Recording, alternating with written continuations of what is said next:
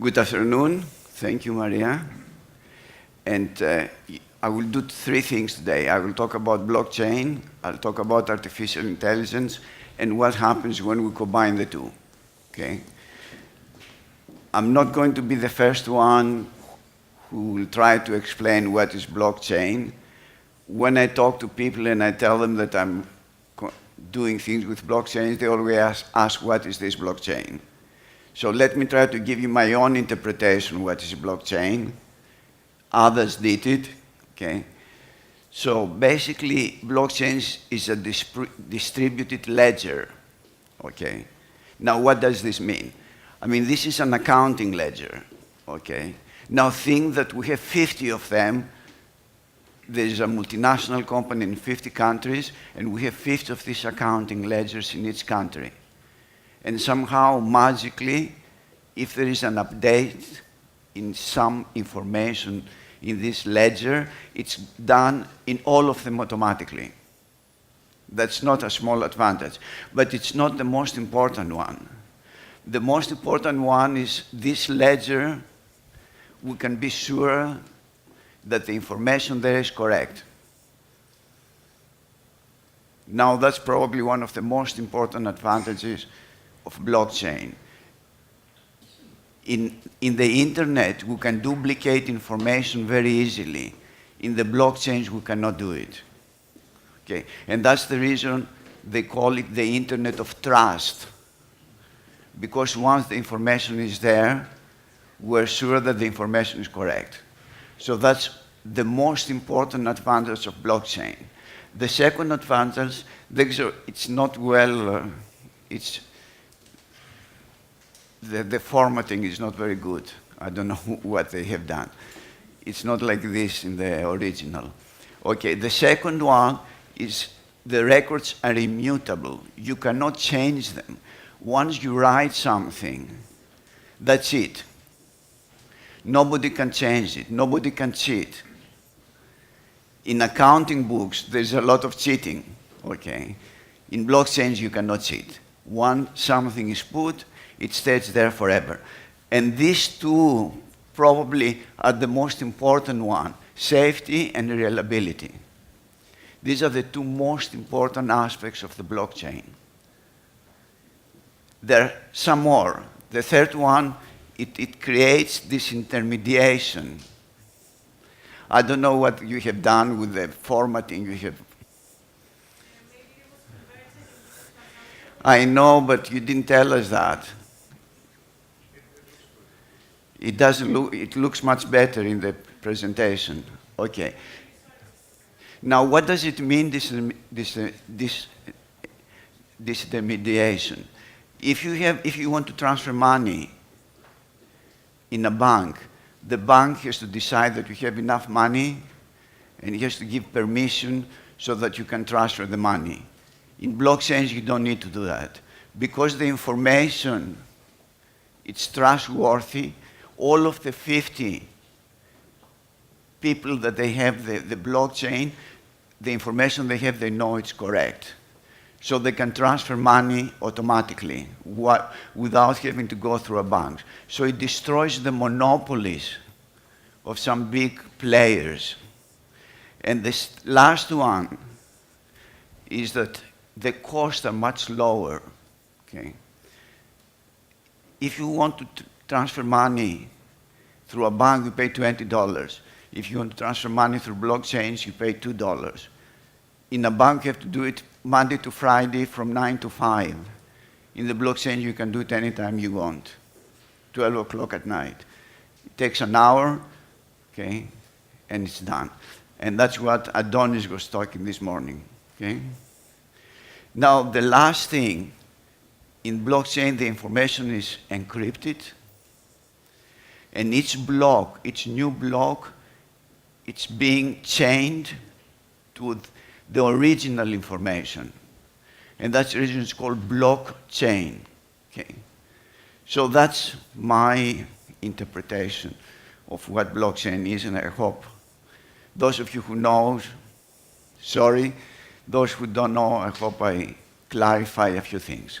Okay, now let's look at the disruptive aspects of the internet. I don't know what they have done with the formatting, because I spend a lot of time trying to do it correctly, you know? It's upsetting.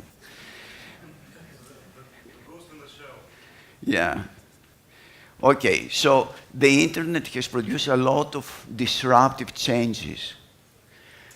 Last week, the stock price of Amazon, Google, Facebook grew up, I think, 6, 7, 8%. The newspapers, they've gone bankrupt. The television stations, they're not doing very well. So the disruptive changes that internet brought are considerable, okay? And I'm saying this because what will be interesting to see what will be the disruptive changes that blockchain is going to bring. And these are all of the things that they were disruptive. And it gave birth to the giants, Google, Facebook, Amazon, Alibaba. They didn't exist before the internet. They are the products of the internet. You know what is their market value? It's 2.5 trillion. To give you an idea, the GNP of Cyprus is 22 billion. Okay? In 1999, they wanted to sell Google for 1.1 million, and nobody wanted to buy it. Okay? It's 1 million times more today. Okay? Also, there are the birth of the network firms. Airbnb, Uber, this type of companies, they are part of the internet. They grew because of the internet. Okay? Now, the interesting thing will be what will be the disruptive changes that they're going to be brought by blockchains and by artificial intelligence. This is an article in Newsweek. It says basically why the web won't be Nivarta. And if you read this article, basically they don't believe. That was published in 1995, right? They didn't believe that the internet will change anything. Mm-hmm. By the way, anyone who wants, I can give you a copy of the, I guess not of this presentation, the good one. Mm-hmm. So if you send me a message with your app, I'll do it for you. Okay, and sorry for this. Okay, anyway, so this is basically what they thought about the internet. So if some people say that the blockchains or artificial intelligence, they're not going to do very much, I don't think that we should take them very seriously, okay?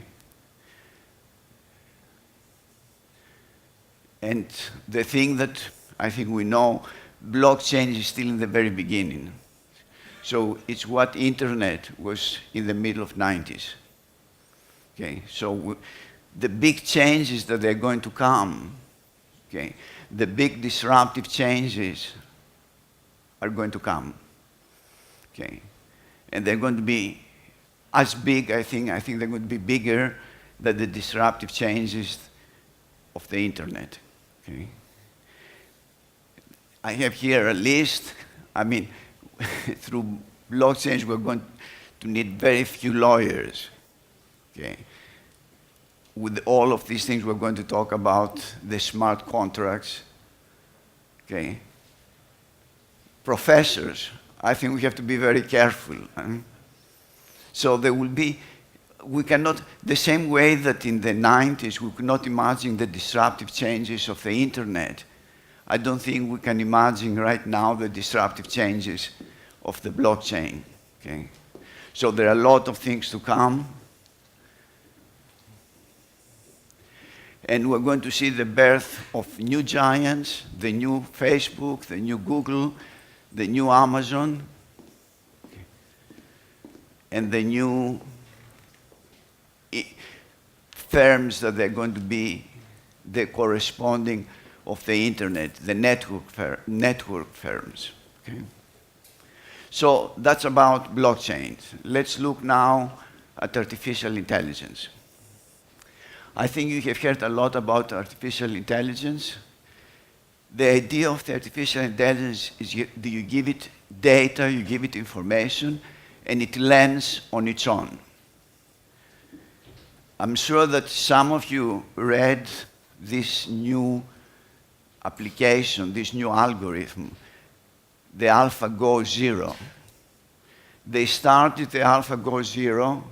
They didn't give it any information except the rules of the game, of Go.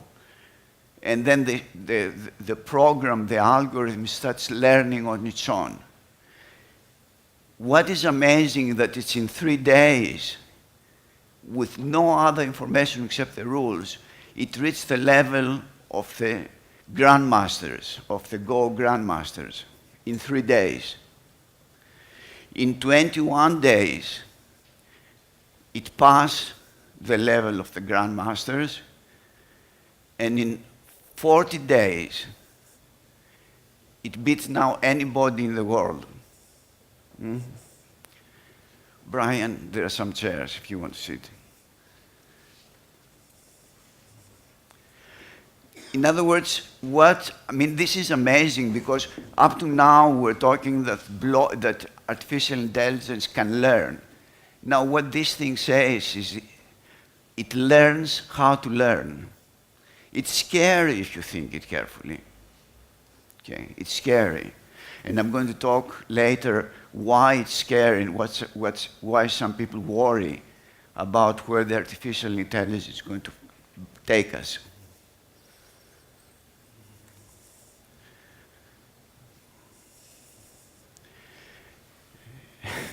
You have seen the self-driving cars and trucks. Well, according to the predictions, is that the cars will be in the roads in the next 3 to 5 years, and the trucks in the next 5 to 7 years. Okay. But also, this is an amazing development, right?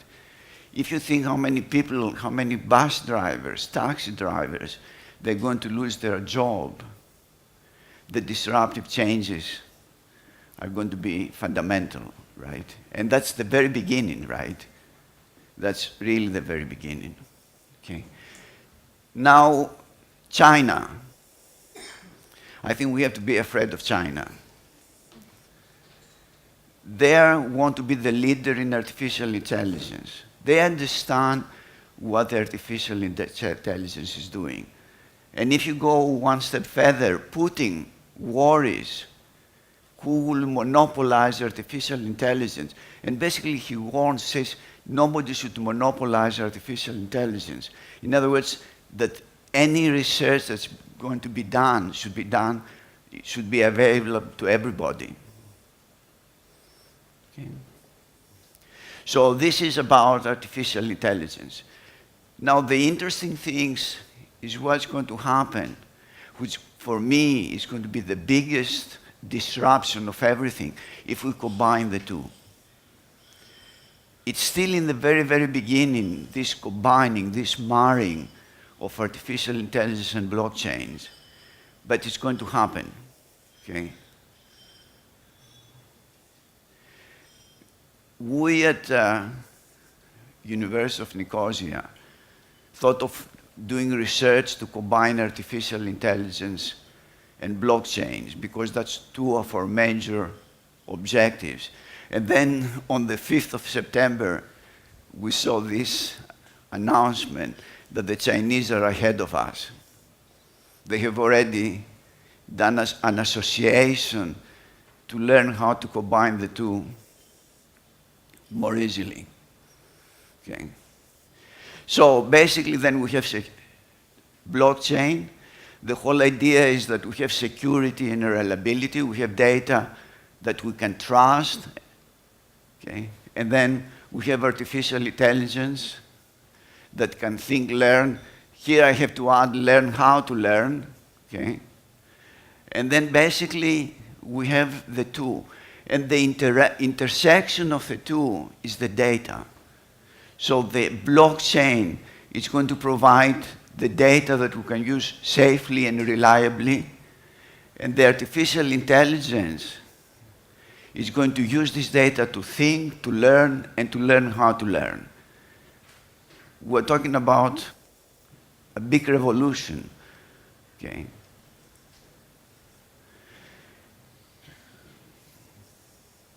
Okay, now these are the major applications that we can use in combining the two.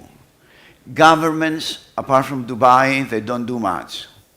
And Estonia and Sweden, they talk a lot, they do very little.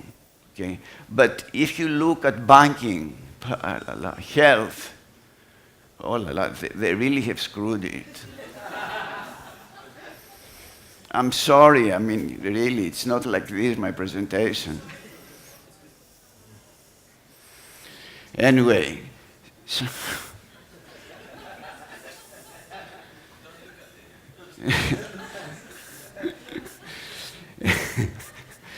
anyway, these are major, but also driverless car, it should be part of the same block. Internet of Things, it's also very important. I'm going to talk a little about this, about all of this, but these are major, major innovations. Okay? They're going to change everything in our lives. Okay? They're going to change everything in our lives. And the most important thing,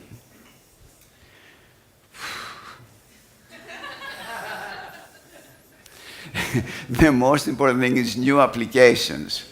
And I'm going to mention two of these new applications. And we don't know what will be the new applications, right? If you have, in 1995, I wrote a paper, I published a paper called The Digital Revolution. Okay, and I made a lot of predictions. I missed 3: mobile phones, the wide use of the internet, and the cloud. So what did I predict? All the unimportant things. The same thing is going to happen here. Okay? We can make a lot of predictions, but we cannot imagine what's going to come. Okay? Okay, so let me get away from this. Few applications.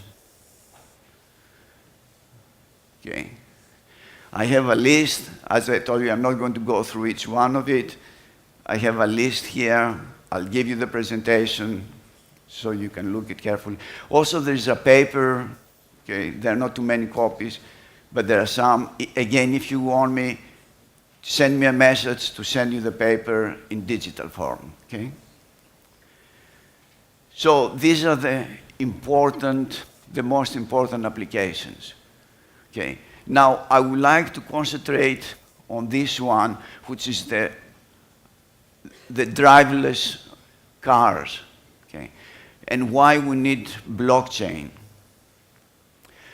Imagine that somebody hacks a truck company, and he does it from a country outside of Europe, outside of the United States. And then he takes control of these trucks, takes 10 of them in 10 big cities, and during a time that there is a big celebration and people in the street, he throws them on the people. Okay?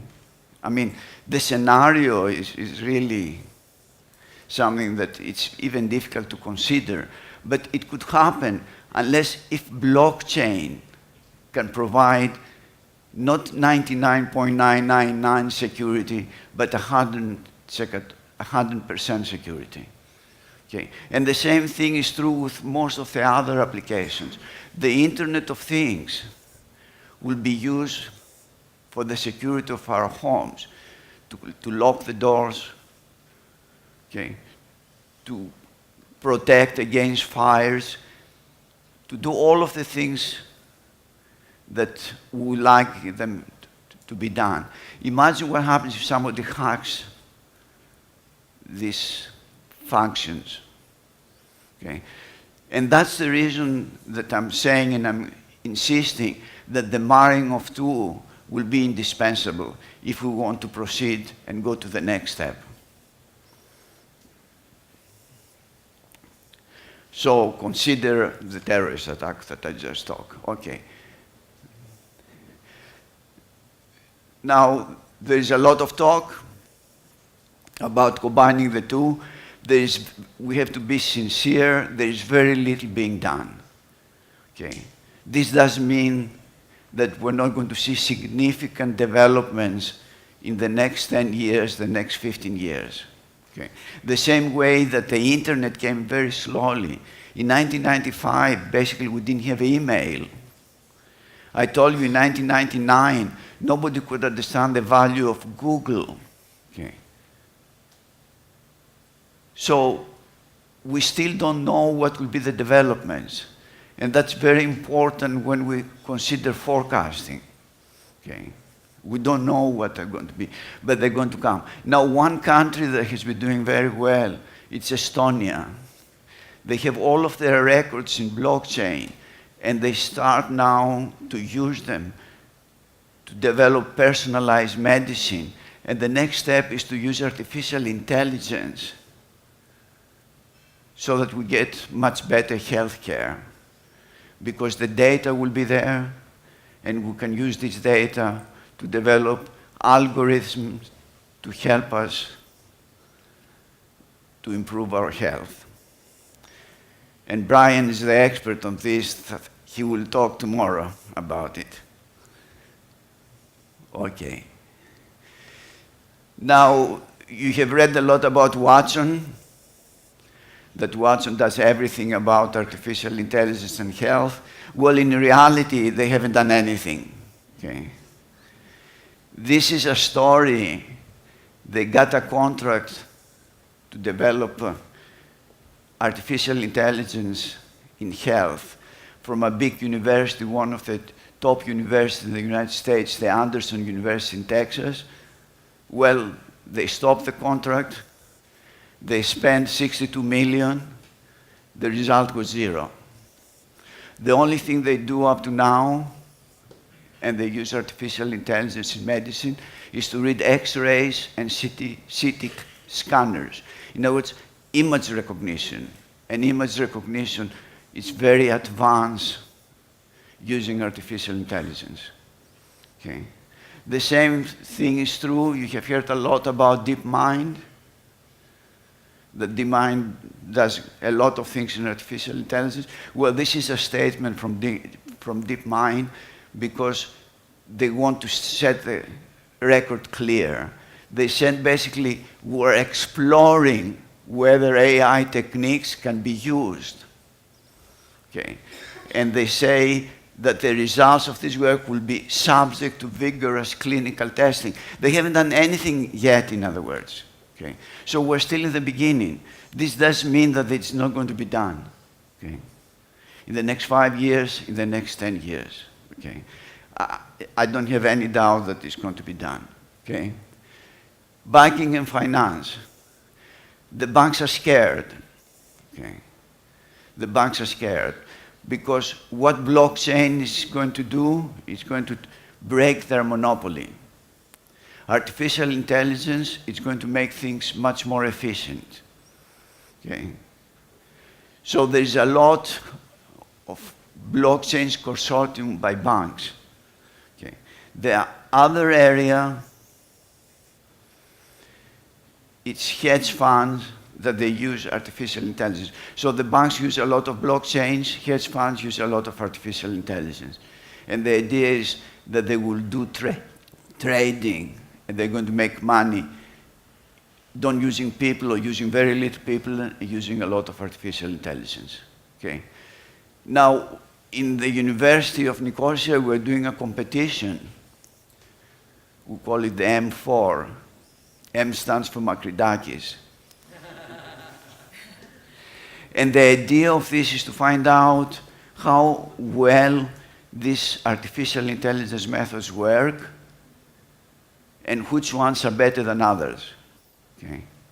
And there is a debate whether they are better or they're not better, but we want to test it, and we're going to spend a lot of attention and time and effort to do that. Okay? And we have 100,000 series to do this testing. Okay? Autonomous vehicles. Okay? Again, here there is a lot of AI, a lot of AI.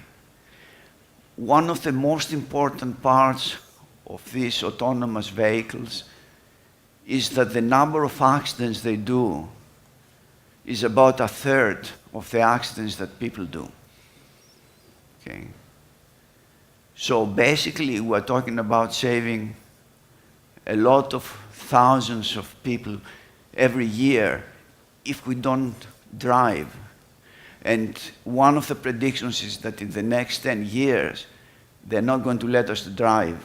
Or if we want to drive, the insurance cost for driving will be so high that nobody will do it. Okay. Now, what has not been done at all in this type of vehicles is blockchain.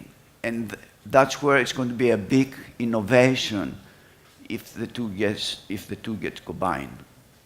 Okay. Internet of Things. Again, there are huge possibilities. Right now, it's estimated that it's between 8.5 and 20 billion of Internet of Things appliances, gadgets. They estimate by 2020 there will be 3 trillion. So there's a big market. There's a huge market. And because there's such a huge market, there's a lot of interest from firms to develop new applications. Now, the blockchains will be to communicate, to allow the different devices to communicate. The artificial intelligence will be to try to optimize, for instance, the temperature or the energy consumption or all of the other things that we like to happen.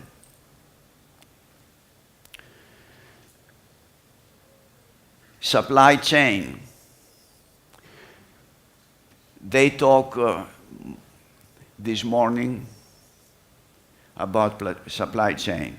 Supply chains can save trillions of dollars. Okay. Everything now is done in paper. Okay. Everything is done in paper. If blockchain is used, then it will be possible to not have any paper. Imagine that, I like to eat fish. Imagine that they put a small chip in the tail of the fish, and you know exactly where it came with your telephone. With an application, you can go next to it and find out where it was fished, when. Okay. You can find all of the information in the world. Okay. The same thing will be true with food, the same thing will be true with everything. And you're not going to need factoring, you're not going to need letters of credit, that they cost a lot of money to companies.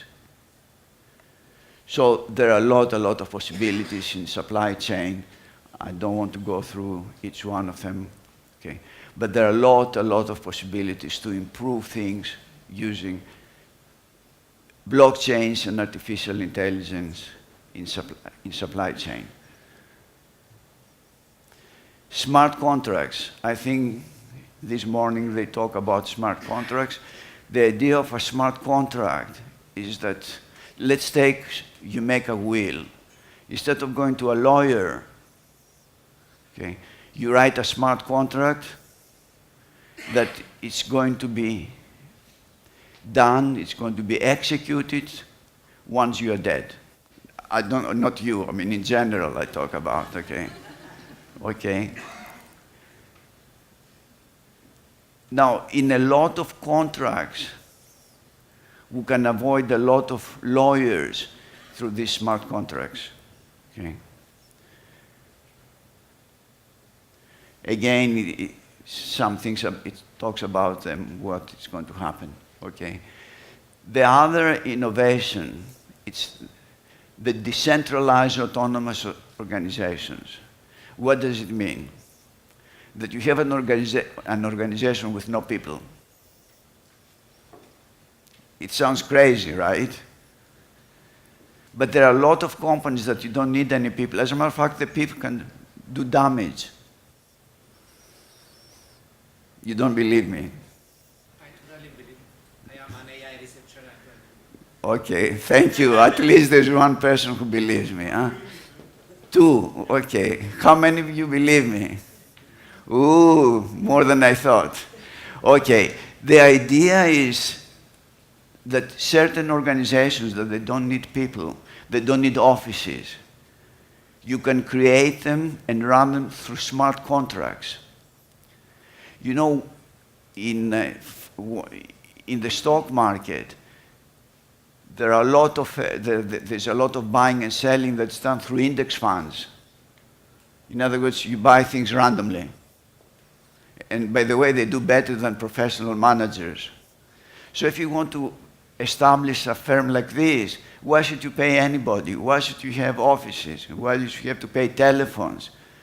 You just make a DAO and you avoid all of the expenses. So there are a lot of this type of innovation that will take place, okay, through blockchain. And then the next thing is to get AI to do the best buying and the best selling, okay? Now it goes back. I went back. This time it was my fault, sorry. Okay, so mass contracts, DAO. Okay, this is a new application that just came with the Irma, typhoon, or in the States. They said drones before, they said drones after, and then they had an algorithm that can figure out the difference between the two photographs. And they reduced the cost of insurance claims by something like 30%. And we're talking about billions, okay? The other application is what Adonis talked this morning, Numerai. The whole idea of Numerai is what we call crowdsourcing.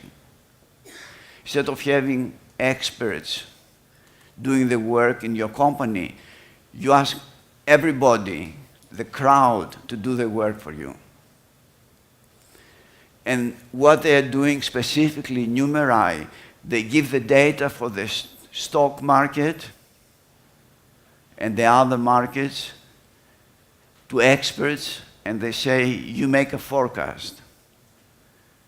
And they pick up the best forecast. They pay the people that they do it with bitcoins. And they buy and sell, and they make a lot of money without having any experts. They find the experts in the crowd, okay? It's not a small thing.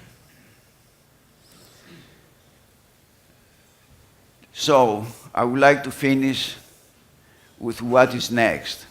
You know, I have been involved with forecasting for a long time, okay?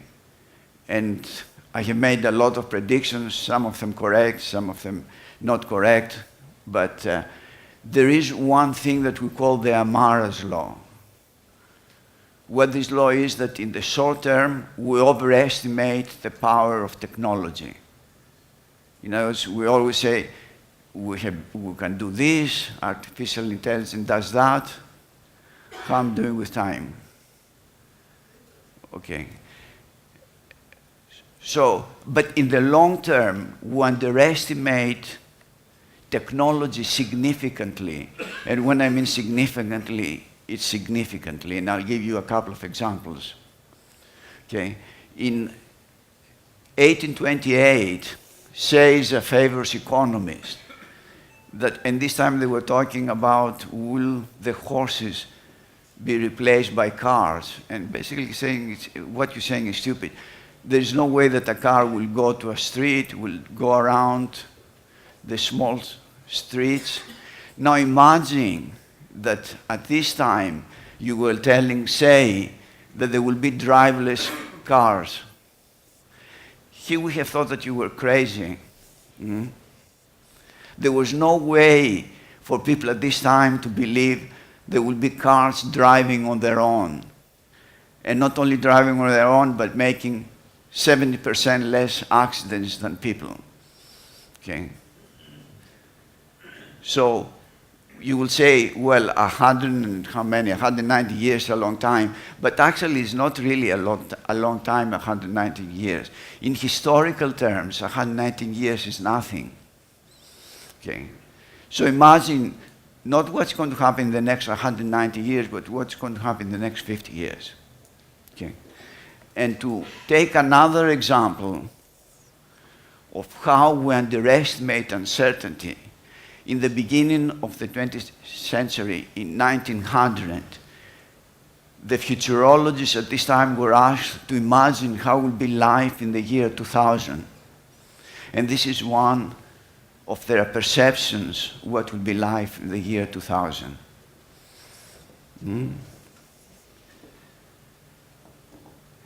I think it's interesting. There is no electricity. Even though there was electricity at this time, there were houses that they had light bulbs, and there were factories that were using electricity. They could not imagine that the electricity will be developed so much that everybody will be using it. They could not imagine it.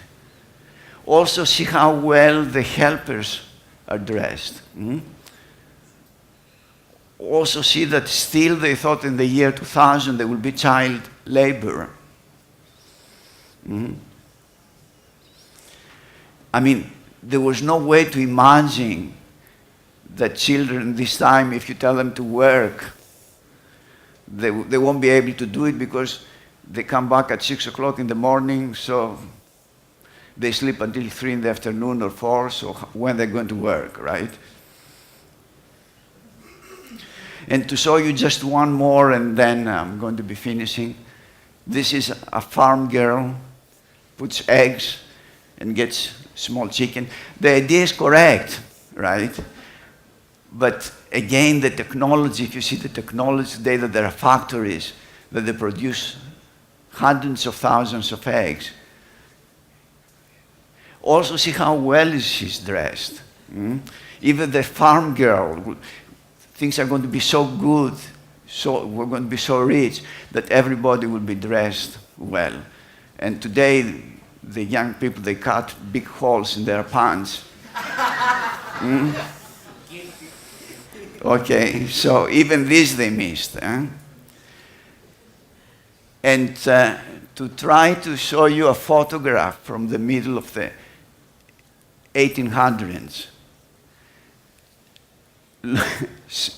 small children working, look how they were dressed. So you can imagine what they thought, that in the year 2000, everybody will have enough money to be dressed perfectly. Okay. Now, what's going to happen in the future? The quantum computers are coming. I mean, they don't say that they're going to be 1,000 times faster than PCs. They say they're going to be 100 million times faster than PCs. What this will mean for blockchain, for artificial intelligence. For instance, with this computer, you can break any code in seconds. The codes, they have to be, now they're, let's say, 20 digits, they have to be 1,000 digits. Okay? What this thing is going to do to algorithms, if now you can process them with our computers we have today, what's going to happen when it's going to be 100 million times faster than the computers today? And there is something that there's a lot of talk about singularity.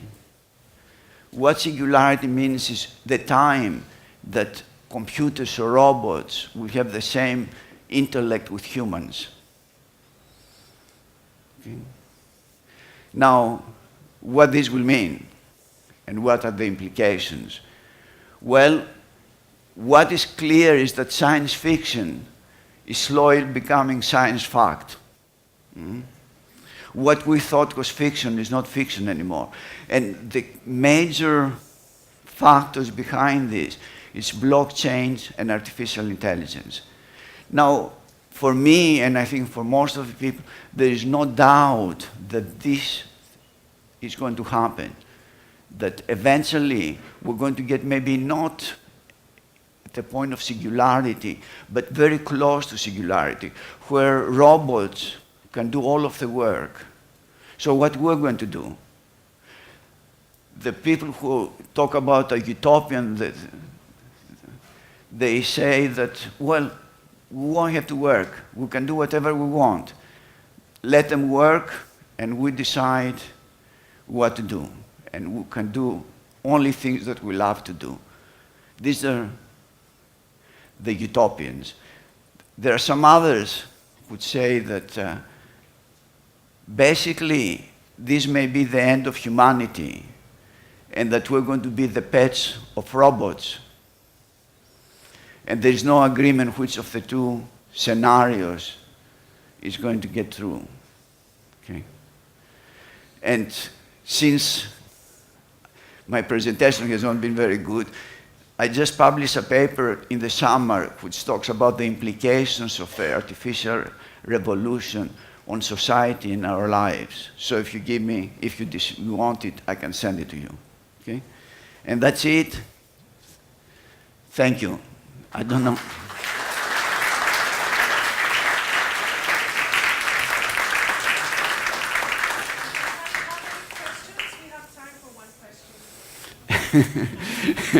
At least one, huh? At least one. Thank you for your presentation. I want to ask about, you didn't mention anything about artificial intellect and the blockchain compared with educational system, because it's most growly. Yeah, it's still in the very beginning. It's not developed at all. For instance, health is developed more, Internet of Things is developed more. You know, driverless cars are much more. Education, we're still at zero level. So that's the reason I didn't mention. I mentioned there the things that something is happening. Okay, in education, nothing much has been happening. There's a lot of talk, but no action, not much action. But it has to be, okay? It has to be. It has to happen.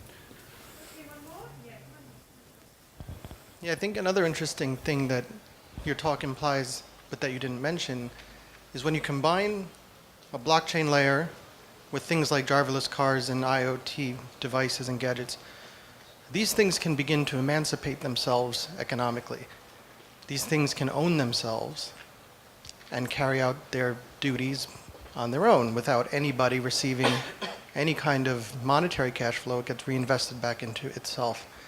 And this makes a situation where technology is no longer a tool of humanity, but a peer in the economy. And maybe more than a peer. So instead of like the Terminator that we're seeing in the movies, it might be an economic Terminator of sorts. Yeah. What do you think about Yeah. this? Yeah. Yeah, there's a lot of talk about intelligence augmentation. Okay.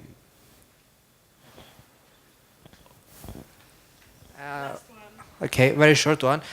We didn't hear a lot about regulation. So what you say that humans will no longer be needed. So that's a technology statement. But if a statesman or a politician says that hundreds or thousands of people will lose their job, he will just say, "Oh, we'll regulate this. We will need more lawyers. We will need more accountants," and we have seen this happening up to now. So what is your comment on this? Yeah. Well, I mean, it was technology always was destroying jobs, right?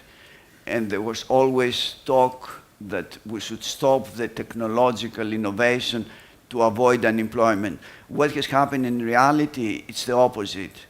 The technology creates more jobs, and unemployment, for instance, in countries like the United States, it's much smaller now than it was ever before, right? Now, they say, what's going to happen if you have autonomous cars? You're going to have no drivers, no lorry drivers, no taxi drivers, no lorry. What's going to happen? There will be new jobs. It may take some time, and usually there is a transition period, but in the end we're going to create more jobs. That's my opinion, at least. But this does mean that there is not enough concern of mass unemployment. Thank you very much. Thank you.